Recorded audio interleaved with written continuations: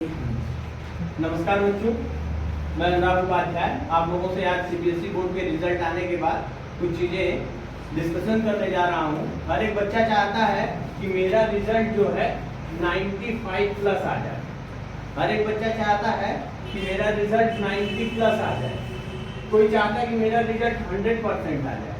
लेकिन जो बच्चे 100% नंबर ले आए हैं, जरा उनसे एक बार मिलिए, जरा उनसे जाके एक बार पूछिए। और जब आप उनसे पूछेंगे तो वो बड़ी सहजता से कहेंगे कि मैंने कोई बहुत मेहनत नहीं की थी, मैं अपना काम हमेशा करता था। तो एक चीज आपको मिलेगा, निरंतरता जैसा शब्द, निरंतरता मिलेगी कि लगातार मेहनत किया गया है। क्या किया गया है? लगातार मेहनत किया गया है। ठीक है। अच्छा, अब ये लगातार मेहनत क्या होती है? सबसे बड़ा प्रश्न तो ये है कि लगातार मेहनत क्या होती है। सर, हम भी मेहनत करते हैं। मेहनत हम कैसे करते हैं? देखिए, हमारी मेहनत शुरू होती है ऐसे। सर, सुबह हम 6 बजे उठे, 7 बजे स्कूल चले गए। सर, हमने बहुत मेहनत की। सर, स्कूल में हम 2 बजे तक पढ़े। ठीक है। फिर सर 1 घंटे हम रास्ते में आए और 3 बजे घर पहुंचे। और घर पहुंचने के बाद सर क्या हुआ? क्या हुआ बच्चों? बस ये हुआ कि यहाँ पे 3 बजे घर पहुंचे, फिर खा पी के आराम किए 4 बजे से 5 बजे, 4 से 5 बजे तक। फिर खेलने का भी इसी में कुछ लोगों का समय हो जाता है।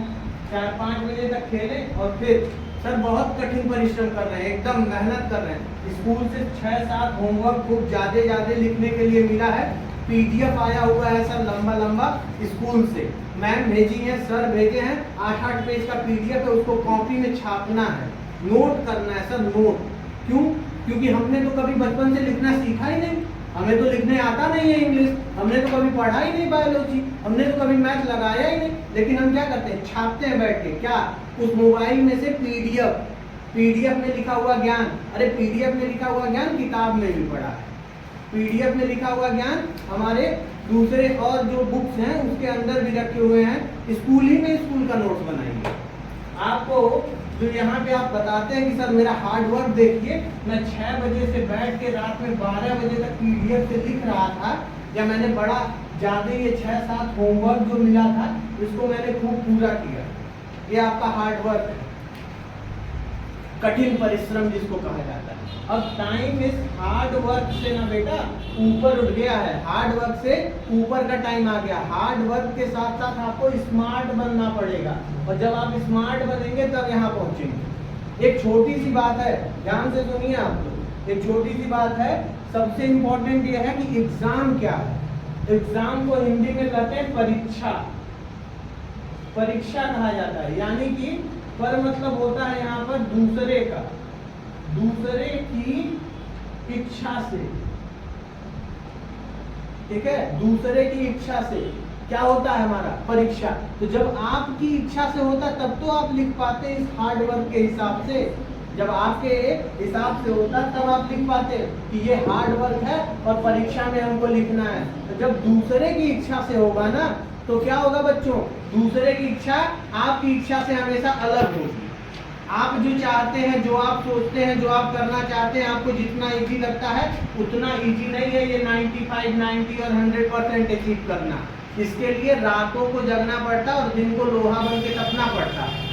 अगर लोहा बन के तपने के लिए तैयार हैं तब इस चीज को फॉलो करिए। हार्ड वर्क के साथ स्मार्ट वर्क ले आइए अपने अंदर, और अगर स्मार्ट वर्क नहीं ला पाए तो आप इसमें सक्सेस नहीं हो पाएंगे। कॉपी लिख लिख के भरने से कोई टॉपर नहीं बनता है। टॉपर बनने के लिए सबसे इंपॉर्टेंट है कि पहले आपके पास होनी चाहिए क्या? नॉलेज होना चाहिए, ज्ञान होना चाहिए आपके पास। आपका ज्ञान कॉपी में नहीं होना चाहिए, आपका ज्ञान आपके दिमाग में होना चाहिए। कि जब आपसे क्वेश्चन पूछा जाए या कोई दूसरा आदमी आपसे अपने अलग लैंग्वेज में, किताब के लैंग्वेज से, एनसीईआरटी के लैंग्वेज से अलग लैंग्वेज में लिख के क्वेश्चन दे, तो उस क्वेश्चन को आप अपने नॉलेज से अंडरस्टैंड कर सके, समझ सके, आपको समझ में आए कि हाँ हमसे क्वेश्चन क्या पूछा गया है।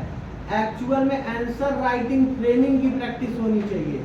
दूसरी चीज क्या है? पहला तो नॉलेज होना चाहिए, दूसरा होना चाहिए कि आंसर राइटिंग जो होती है उसकी प्रैक्टिस करिए, कि आंसर राइटिंग की प्रैक्टिस करें। आंसर राइट का फ्रेम करना सीखिए कि किस रेंज से हम आंसर को राइट करेंगे, किस तरीके से लिखेंगे तो हमको ज्यादा नंबर मिलेगा। आई बात समझ में? अगर आप अपने मन से कुछ भी करते रहे तो उससे कुछ भी करने से आपको अच्छा नंबर नहीं मिल जाएगा। आप कॉपी भर के आ रहे हैं और आपको लग रहा है मैंने कॉपी भर दिया, मुझे बहुत अच्छा ज्ञान है, मैंने पूरा ज्ञान उसमें डाल दिया है, अब मुझे अच्छा नंबर मिलेगा।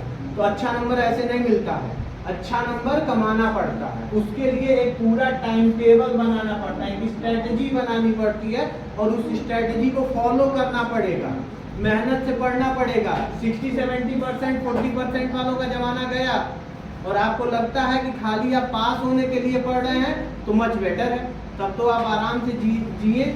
और कहा ही गया है अथो घुमक्कड़ जिज्ञासा में, जितना घूमेंगे उतना ज्ञान मिलेगा। तो विश्व का ज्ञान लीजिए और ये सब्जेक्ट का ज्ञान बंद कर दीजिए। ठीक है, तो अब हम आते हैं, ये हमारा पहला कॉन्सेप्ट था कि नॉलेज कमाइए। दूसरा कॉन्सेप्ट था आंसर राइटिंग ट्रेनिंग का प्रैक्टिस करिए। आप 9th से ही 10th से ही आंसर राइटिंग ट्रेनिंग का प्रैक्टिस करिए। अगर आप किसी कंपटीशन की तैयारी कर रहे हैं तो कंपटीशन के आंसर्स की ट्रेनिंग की प्रैक्टिस करिए। आंसर ट्रेनिंग की प्रैक्टिस होनी चाहिए, ना कि कॉपी छापने का, कॉपी भरने का, पीडीएफ भरने का। पीडीएफ तो है, फोटोकॉपी करा के रख लीजिए, आपको बहुत जरूरत है। नेक्स्ट आते हैं, अगला क्या है?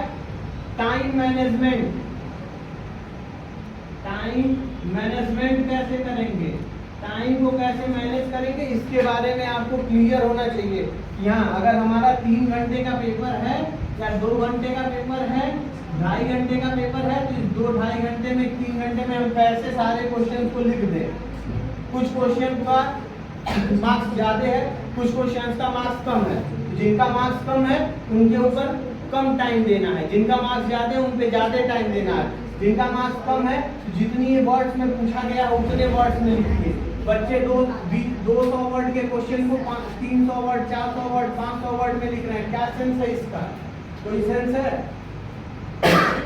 आपसे पूछा गया 200 का तो आप 400 के जवाब दे रहे हैं।